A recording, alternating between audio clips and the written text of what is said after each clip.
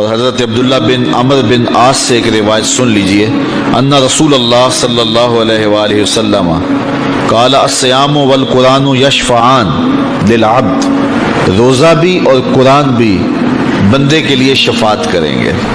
قیامت کا دن ہوگا تو یہ سفارشی بن جائیں گے، باقاعدہ شکل دی جائے گی، صورت دی جائے گی، اور یہ سفارش کریں گے۔ یقول الصیام، اے رب، روزہ کہے گا اے میرے رب، انی منعتہ الطعام والشہوات بالنہار فشفینی فیہ، اے اللہ میں نے اس بندے کو روکا شہوات سے اور کھانے سے اور پینے سے تیری رضا کے لیے، تو میرے مالک میری شفاعت اس کے حق میں قبول فرما۔ وَيَقُولُ القرآن، اور قرآن کہے گا مَنَعْتُهُ النَّوْمَ بِاللَّيْلِ، مالک رات کے سونے سے میں نے اس کو روک دیا، سارا دن روزہ بھی رکھا، کام کاج پہ بھی گیا، روزہ کھولنے کا بال نڈھال تھا، لیکن عشاء کی نماز ہوئی تو تراویح کے لیے پھر مسجد میں کھڑا تھا، سارا دن بھوک سے کاٹا اور رات ہوئی تو یہ قرآن سننے کے لیے تھا۔ وَيَقُولُ القرآن مَنَعْتُهُ النَّوْمَ بِاللَّيْلِ، قرآن کہے گا مالک میں نے رات کی نیند کو روک دیا تیرے لیے، فشفینی فیہ، تو میری شفاعت اس کے حق میں قبول فرما۔ فیشفعان، رسول کریم فرماتے ہیں اللہ قرآن اور روزے دونوں کی سفارش کو قبول کر کے اس شخص کو جنت عطا فرما دے۔ تو آئیے ماہ صیام میں کثرت کے ساتھ قرآن مجید کی تلاوت کریں۔ تراویح کا جو اہتمام ہوتا ہے اس میں پورا قرآن سننا چاہیے تاکہ قرآن مجید کی سفارش سے فیض یاب ہو سکے قیامت کے دن۔ تو یہ درمیان میں چھوڑ کے کوئی 8 پہ بھاگ گیا، کوئی 10 پہ بھاگ گیا، کوئی 4 پہ بھاگ گیا، اس کلچر کو ختم کریں اور 20 تراویح جماعت کے ساتھ پڑھیں، پورا قرآن مجید سننے کا موقع نصیب ہو۔ مسجد کی زیب و زینت ہے، رونق ہے نمازیوں سے، اور جب آدھے نمازی چھوڑ کے بھاگ جائیں تو پھر کیا کیفیت گزرتی ہوگی مسجد پر۔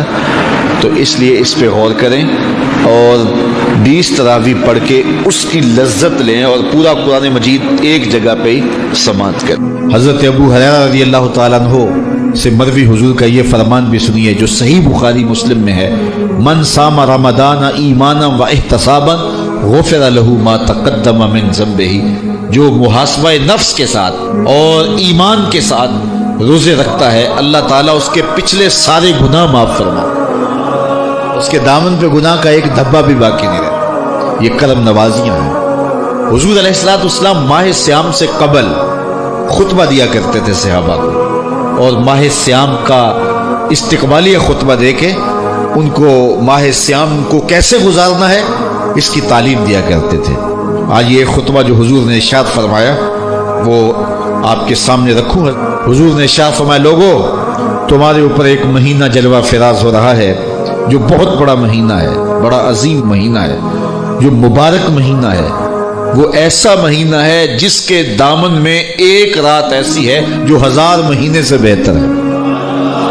جعل اللہ صیامہ فریدہ، اللہ نے اس مہینے کے روزے کو فرض بنایا، وقیام لیلۃ تطوع، اور اس کی رات کے قیام کو نفل بنایا، من تقرب فیہ بخصلۃ من الخیر کان کمن ادى فریضۃ فیما سواہ، اور جس نے کوئی اس مہینے میں بھلائی کی تو وہ ایسے ہے کہ جس طرح اس نے فریضہ ادا کیا، اگر کسی نے نفل ادا کیا تو ایسے ہے جس طرح اس نے فرض ادا کیا۔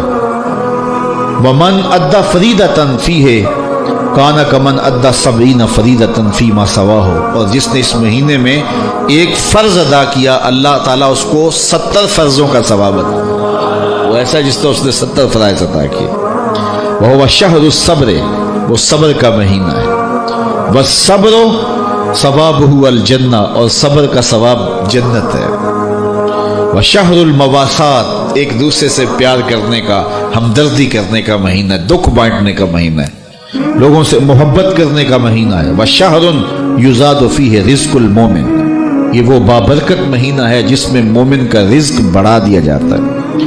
من فطر فیہ صائمہ، جس نے اس مہینے کے اندر افطار کروایا کسی شخص کو، روزہ دار کو، کان لہ مغفرۃ لذنوبہ، اللہ تعالیٰ اس کے گناہ معاف فرما دے گا۔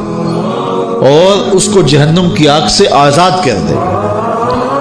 وَكَانَ لَهُ مِثْلُ أَجْرِهِ، اور روزہ رکھنے والے کو جتنا اجر ملا روزہ افطار کروانے والے کو بھی اتنا ہی اجر دیا جائے.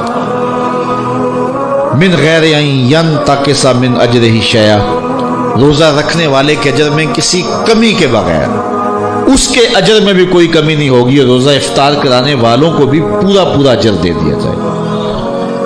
قلنا یا رسول اللہ صلی اللہ علیہ وسلم، صحابہ فرماتے ہیں ہم نے عرض کی اے اللہ کے پیارے حبیب، لیسا کلنا ناجد ما نفطر بہ الصائم، ہم میں سے سارے تو ایسے نہیں ہیں کہ جو روزہ دار کو روزہ افطار کروا سکے، غریب لوگ بھی ہیں، مسکین لوگ بھی ہیں، تو سارے لوگ تو ایسے نہیں ہیں. تو حضور نے کیا ارشاد فرمایا، سنیے.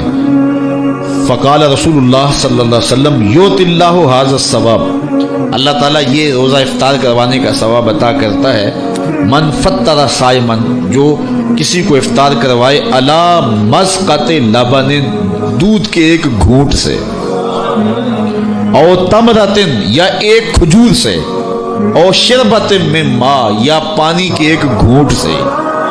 لازمی نہیں ہے کہ بہت سموسے پکوڑے بہت کچھ پڑے ہوئے ہوں اور بڑی فرنیاں شرنیاں ہوں، نہیں، اگر صرف ایک گھونٹ پانی کا پلا دیا، ایک لسی کا گھونٹ پلا دیا، ایک کھجور کھلا دی، تو حضور نے ارشاد فرمایا اللہ اس کو بھی پورا روزہ افطار کرنے کا ثواب عطا فرمائے.